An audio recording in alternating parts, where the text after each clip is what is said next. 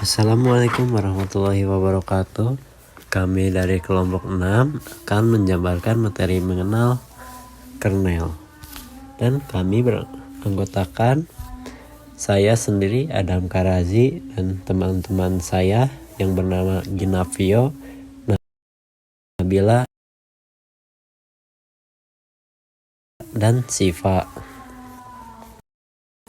Yang pertama ada daftar isi.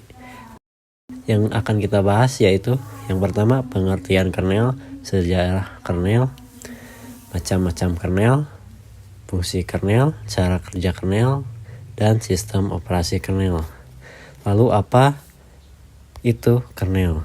Kernel adalah inti sistem operasi yang menghubungkan perangkat keras dan aplikasi, pengelola sumber daya seperti CPU, memori, dan perangkat input-output, serta menjaga agar program berjalan bersama tanpa konflik.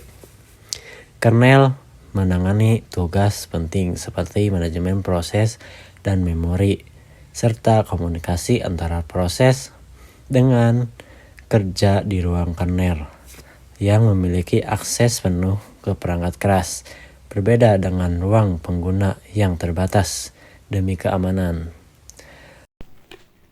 Lalu untuk sejarah kernel, di sini ada Linus Torvalds, yaitu seorang programmer asal Finlandia yang menciptakan kernel Linux pada tahun 1991 saat ia masih berusia muda. Awalnya, Torvalds membuat kernel ini sebagai proyek pribadi untuk mengasah keterampilan programnya dan dirancang khusus untuk komputer berbasis i386. Tak lama kemudian, kernel Linux diadopsi oleh komunitas pengembang untuk digunakan dalam sistem operasi GNU yang dirancang sebagai alternatif Unix gratis. Sejak awal, kernel Linux dikembangkan dengan lisensi GNU General Public License atau GPL yang memungkinkan siapa saja untuk menggunakan, memodifikasi, dan mendistribusikannya.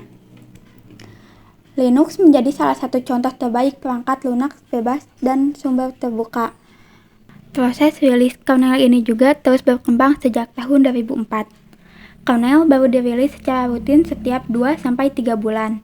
Bahkan pada tahun 2011, Torvalds merilis Linux versi 3.0 untuk merayakan 20 tahun perjalanan kernel Linux. Peran kernel sangat penting dalam sebuah sistem komputer.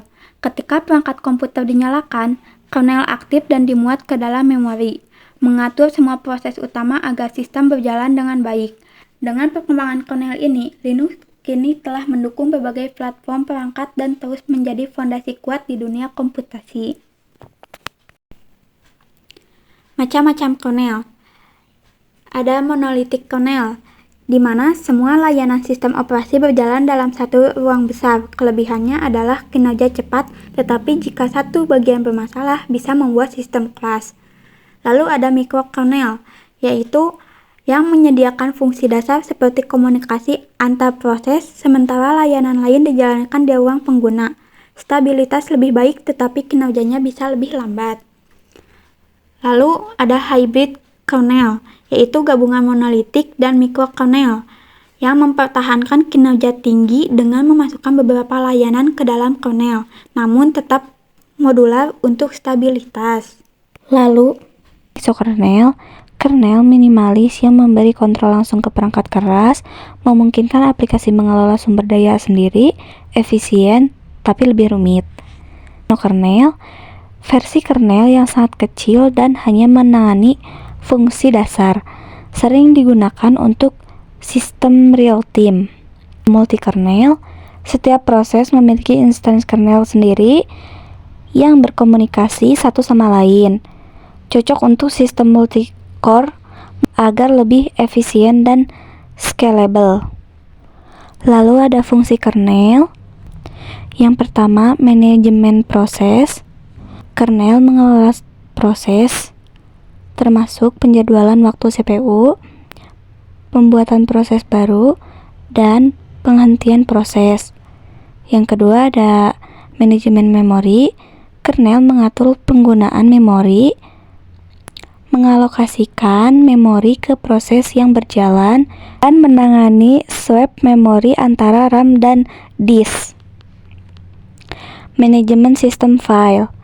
Kernel mengatur akses ke file dan direktori pada perangkat penyimpanan. Yang terakhir, ada manajemen perangkat.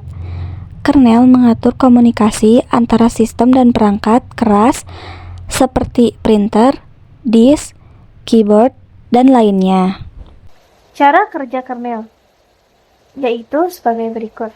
Aktifikasi kernel diaktifkan dan dimuat ke dalam memori komputer oleh bootloader saat komputer dihidupkan.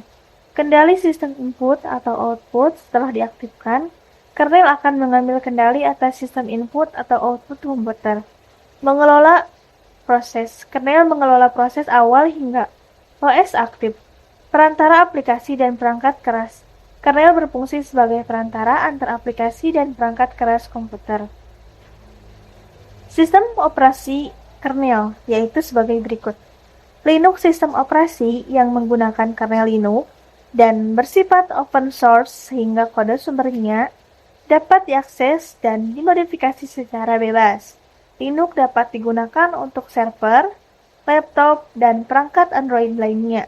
Beberapa jenis Linux diantaranya yaitu seperti Ubuntu, Manjaro, Zorin OS, Linux Mint, Kali Linux, dan Pandora, dan masih banyak lagi.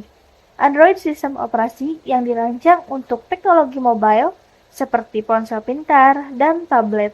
Android dibangun berbasis kernel Linux dengan sistem pengembangan sumber terbuka atau open source. Sekian penjelasan dari kelompok kami.